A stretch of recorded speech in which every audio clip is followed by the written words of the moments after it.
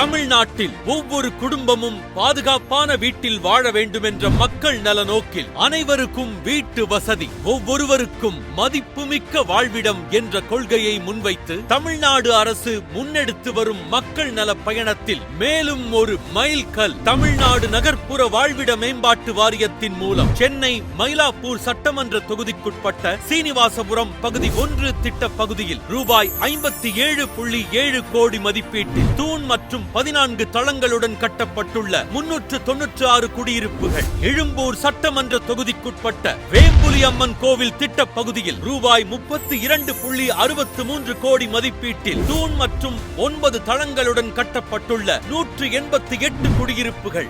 ஆக மொத்தம் 2 திட்ட பகுதிகளில் ரூபாய் 89 கோடியே 70 லட்சம் மதிப்பீட்டில் கட்டப்பட்டுள்ள 584 புதிய அடுக்குமாடி குடியிருப்புகளை மாண்புமிகு துணை முதலமைச்சர் அவர்களால் திறந்து வைக்கப்பட்டு மக்களின் பயன்பாட்டிற்கு வழங்கப்படுகிறது. இது ஒரு கட்டிடம் அல்ல, இது ஆயிரக்கணக்கான குடும்பங்களின் புதிய எதிர்காலம். இக்குடியிருப்பில் மாற்றுத் திறனாளிகளுக்கென பிரத்யேக அணுகல் வடிவமைப்பு, மூத்த குடிமக்கள், குழந்தைகள் மற்றும் அனைவரும் பாதுகாப்பான சுலபமான அணுகலை வழங்க அனைத்து கட்டிடங்களிலும் மின்தூக்கி வசதி செய்யப்பட்டுள்ளது. ஒவ்வொரு குடியிருப்பும் 400 சதுர அடி பரப்பளவுடன் பல்நோக்கு அறை, படுக்கை அறை, சமையல் அறை, குளியலறை, கழிவறை என வாழ்விற்கு தேவையான அனைத்து வசதிகளுடன் தார் சாலை, குடிநீர் வசதி, கழிவுநீர் அகற்று வசதி, மழை நீர் சேகரிப்பு அமைப்பு போன்ற அடிப்படை வசதிகளும் ஒவ்வொரு வளாகத்திலும் சிறப்பாக உருவாக்கப்பட்டுள்ளன. மக்களின் நலனே முதன்மை என்ற நோக்கில் பல்வேறு மகத்தான திட்டங்களை செயல்படுத்தி வரும் மாண்புமிகு முதலமைச்சர் அவர்களுக்கும் மாண்புமிகு துணை முதலமைச்சர் அவர்களுக்கும் தமிழ்நாடு நகர்ப்புற வாழ்விட மேம்பாட்டு வாரியத்தின் சார்பாக நெஞ்சார்ந்த நன்றிகளை தெரிவித்துக் கொள்கிறோம்.